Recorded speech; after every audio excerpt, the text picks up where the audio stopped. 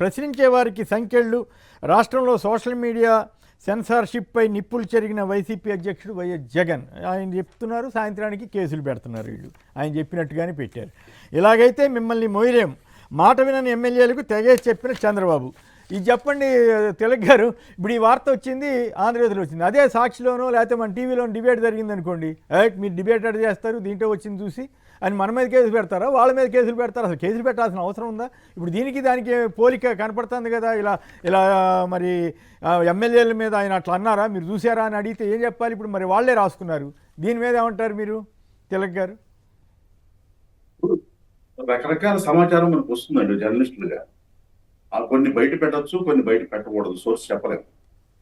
అది బయటికి ఎక్స్ప్రెస్ చేసినప్పుడు నాకు జర్నలిస్ట్ లైఫ్ లో కూడా కొన్ని ఫేస్ చేశాను. ఎట్లాంటివి మూకముడిగా నా మీద మేనేజ్మెంట్ కంప్లైంట్ చేసిన సందర్భాలు ఉన్నాయి 80s లో.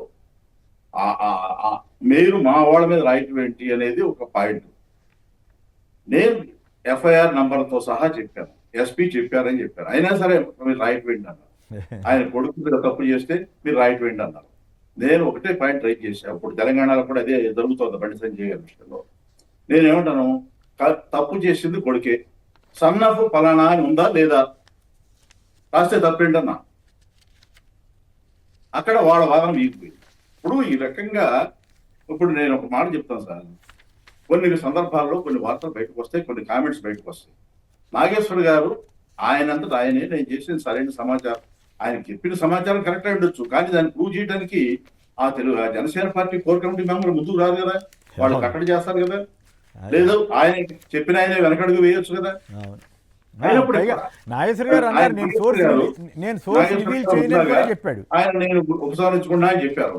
ఆ మ్యాగ్నామిటీ ఆ ఉపసంహరించుకున్నా అన్నమాట. నాగేశ్వర గారు చెప్పినట్టుగా ఎప్పుడైనా జనసేన నాయకులు ఎప్పుడైనా లడ్డు విషయంలో కానీ, మరొక బియ్యం విషయంలో కానీ, సీసీ షిప్ విషయంలో కానీ మేము పొరపాటు చెప్పామని చెప్పారా? వార్తల గురించి కేసులు పెట్టడం అనేది ఒకటే క్రైటీరియా అయితే భవిష్యత్తులో, అసలు భవిష్యత్తులో కాదు, ఇప్పుడు నేను ఒక మాట చెబుతానండి.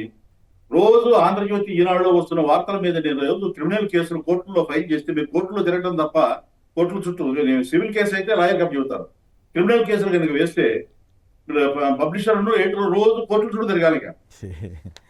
రైట్, మార్గం కాదు కదా. అవును.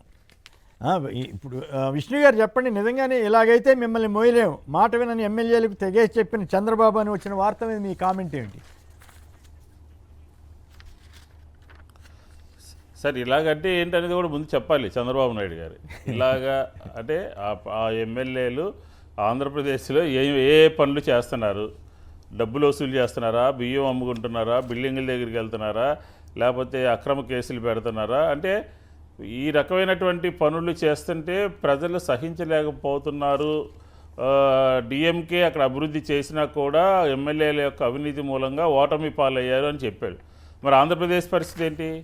అక్రమ కేసులు, జర్నలిస్టుల మీద కేసులు, ఎనలిస్టుల మీద కేసులు, ప్రజల మీద, పార్టీ నాయకుల మీద కేసులు, అలాగే అవినీతి, ఇలాంటి పనులు చేస్తే ప్రజలు సహించేటటువంటి పరిస్థితి ఎందుకు ఉంటుంది?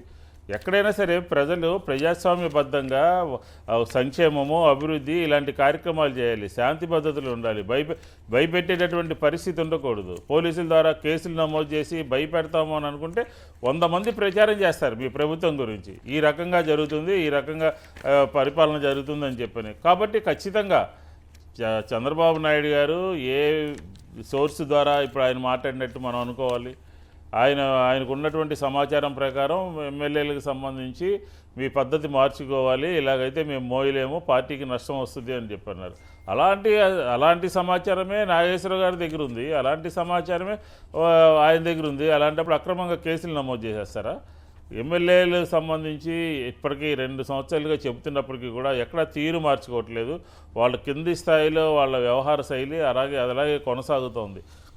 కాబట్టి ప్రభుత్వము తను ప్రజలు ఇచ్చినటువంటి అధికారాన్ని ప్రజల్ని భయపెట్టే విధంగా చేయకూడదు అని చెప్పి ఈ సందర్భంగా చెప్తున్నాను.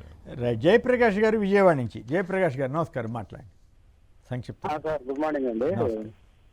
ఇప్పుడు ఇదే విధంగా అయితే నిన్న తెలకపల్లి రవి అనే జర్నలిస్ట్ గారు ఆయన జగన్ గారు ప్రెస్ మీట్ పైన కామెంట్ చేశాడు, ఆయన దుబారా మాటలు రాజధాని గురించి అని.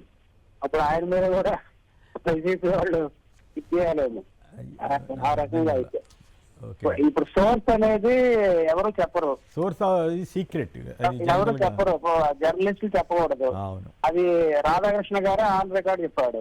అవును తర్వాత కానీ నిన్న జగన్ గారు ప్రశ్నించి మిస్ అయిన విషయం ఏంటంటే నీట్ పేపర్ లీక్ గురించి కేంద్ర ప్రభుత్వాన్ని ప్రశ్నించడంలో ఆయన విఫలమయ్యాడు. Okay right. అనంతపురం నుంచి మోహన్ కుమార్ గారు, నమస్కారం, మాట్లాడండి సార్. Good morning sir. అక్కడ ఉన్న వాళ్ళందరికీ నమస్కారం సార్. నమస్కారం. సార్ ఇప్పుడు వాళ్ళకి సోర్స్ ఉన్న విధంగా చెప్పింటారు సార్ ప్రొఫెసర్ గారు. అవును మళ్ళీ మన 33 మెంబర్స్ ఆడవాళ్ళు పోయినారని చెప్పారు. ఏ సోర్స్ పైన చెప్పారు? వాళ్ళు బయట పెడితే అయిపోయింది కదా కేంద్ర సార్. నిఘా వర్గాలని కూడా చెప్పారు, మరి అది ఏమైపోయిందో మళ్ళీ పెట్టొచ్చు కదా సార్. ఇప్పుడు అది పెట్టి వీళ్ళు కేసులు పెడితే అది న్యాయంగా అనిపిస్తుంది సార్. మళ్ళీ కానీ మరి అప్పుడేమంతా రాజకీయంగానే చూశారు జగన్ గవర్నమెంట్లో మోస్ట్ ఆఫ్ ది. దీని వల్ల నేర్చుకోవాల్సింది వైఎస్ఆర్ పార్టీ వాళ్ళు ఏమంటే నెక్స్ట్ వస్తే గానీ గవర్నమెంట్ ప్రతి ఒక్క దానిపైన వేసుకుంటూ పోవాలి సార్. అన్ని మీడియాలన్నీ లోపల కూర్చోవాలి. అది కరెక్టా కాదా అంటే ఏం జరుగుద్ది అనేది వేరే విషయం, కానీ బట్ ఇప్పుడున్న గవర్నమెంట్కి ఇది మంచి పద్ధతి కాదు అని మాత్రం మనం చెప్పాలి.